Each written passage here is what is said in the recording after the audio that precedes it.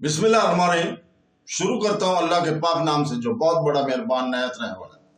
दोस्तों, बहनों, भाइयों, बुजुर्गों, अस्सलाम वालेकुम वरहमतुल्लाहि वबरकातुहू। प्यारे नाजरीन, आपके रोजमर्रा के इस्लामी सिलसिले की एक और रोशन किस्त में हम आपको नूर हदायत में खुशामदीद कहते हैं। इस्लामी सवाल और जवाबात का ये 10वां नंबर है। ये वो प्रोग्राम है जहां हम मुस्तनद कुरानी आयात और अहदीस के जरिए इस्लाम के बारे में इल्म और वजाहत हासिल करते हैं। आज का अहम सवाल यह है कि हजरत अदरीस अलैहिस्सलाम पर कितने सहीफे नाज़िल हुए थे। हजरत अदरीस अलैहिस्सलाम कुरान मजीद में मज़कूर सबसे कदीम और सबसे मुअज़्ज़ज़ अंबिया में से एक है। वो हजरत आदम अलैहिस्सलाम और हजरत शैश अलैहिस्सलाम के बाद चंद नस्लें जिंदा रहे और इनकी हिकमत, सबर और अल्लाह ताला की अकीदत के लिए पहचाने जाते हैं। पहले सहीफों में इसे हन्नोक के नाम से भी जाना जाता है। अल्लाह ताला ने इन्हें बेपनाह इल्म से नवाजा और इन्हें सबसे पहले सिखाने, लिखने और इलाही हदायत फैलाने वालों पे शामिल किया। इस्लामी रवायत और मुस्तनद रवायत के मुताबिक तहजीब के इब्तदाई दौर में इंसानियत के रहनुमाई के लिए हजरत अदरीस अलैहिस्सलाम पर 30 सहीफे नाज़िल किए गए थे। कुरान करीम ने 2 मुकामात पर हजरत अदरीस अलैहिस्सलाम का तज़किरा करते हुए इनकी सच्चाई और अल्लाह ताला के हुक्म से हासिल होने वाले अल्लाह मुकाम पर रोशनी डाली है। सूरह मरियम की आयत नंबर 56 और 57 में अल्लाह ताला फरमाता है, जिसका तर्जुमा है, और किताब में अदरीस का जिक्र करो, वो सच्चे और नबी थे और हमने इन्हें बुलंद मकाम पर फैज किया। ये आयत इस बात की तस्दीक करती है कि अदरीस अलैहिस्सलाम एक सच्चे नबी थे। इनके दर्जात को अल्लाह ताला ने इनकी नेकी और अकीदत की वजह से बुलंद किया। इनका एक और हवाला सूरह अंबिया की आयत नंबर 85 में आता है, जहां अल्लाह ताला फरमाता है, और इस्माइल, अदरीस और जुल्काफैल को याद करो, ये सब सब्र करने वालों में से थे। ये आयत अदरीस अलैहिस्सलाम को अल्लाह ताला के सब्र और साबित कदम बंदों में से एक के तौर पर बयान करती है। अगरचे कुरान पाक अदरीस अलैहिस्सलाम पर नाज़िल होने वाले सहीफों की तादाद की वजाहत नहीं करता, लेकिन इनकी वजाहत मुस्तनद अहदीस और इल्मी कामों से होती है। इमाम इब्न कसीर की मुस्तनद अहमद और अल बदाइया में रवायत है कि रसूल पाक सल्लल्लाहु अलैहि वसल्लम ने फरमाया कि अल्लाह ताला ने 104 सहीफे नाज़िल किए।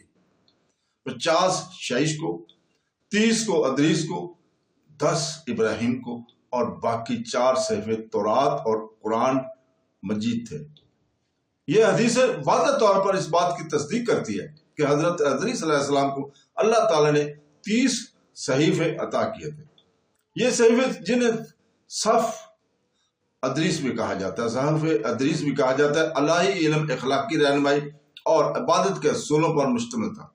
उन्होंने इस वक्त के लोगों को अल्लाह ताला के और एक दूसरे के ताई अपने फराइज के बारे में सिखाने की खिदमत की। हजरत अदरीस अलैहिस्सलाम की कौम एक ऐसे दौर में रहती थी जब इंसानियत अभी मुनज़्ज़म जिंदगी की बुनियादी बातें सीख रही थी और इनकी तालीमात ने इन्हें ईमान, इखलाक और समझ में तरक्की करने में मदद की।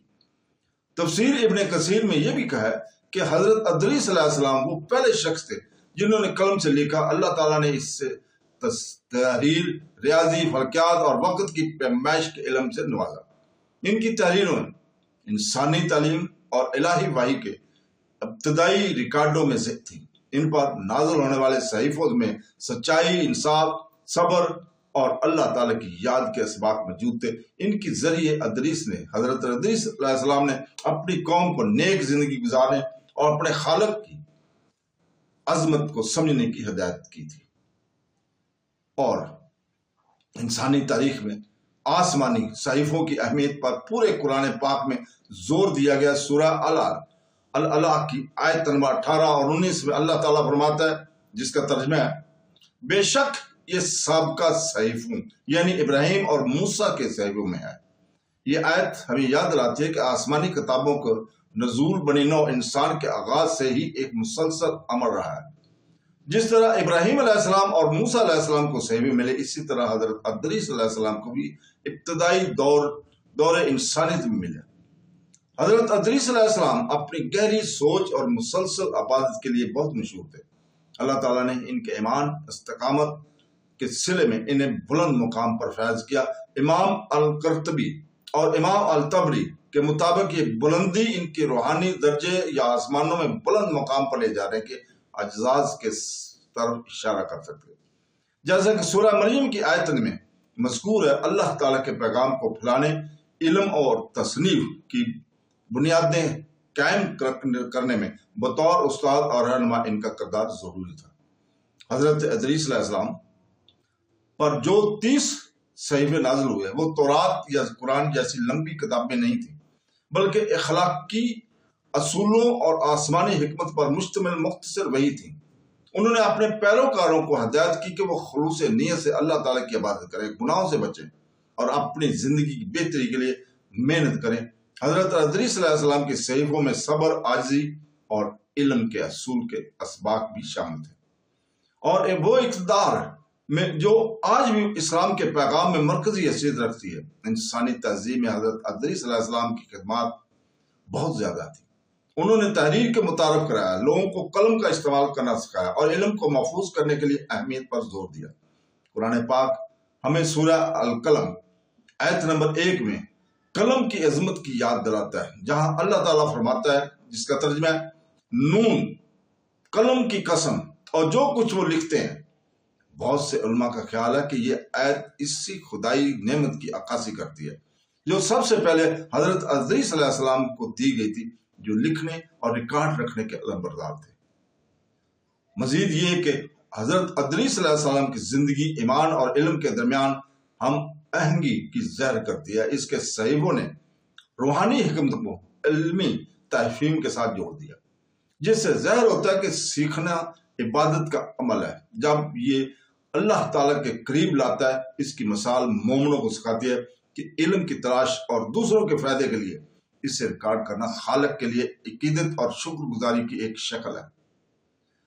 آخر میں حضرت ادریس علیہ السلام الہی وحی حاصل کرنے والے ابتدائی پیغمبروں میں سے ایک تھے، اور مستند حدیث کے مطابق اللہ تعالیٰ نے ان پر 30 صحیفے نازل فرمائے۔ یہ صحیفے الہی حکمت، اخلاق کی رہنمائی اور سالہ زندگی گزارنے کی ہدایت سے بھرے ہوئے ہیں۔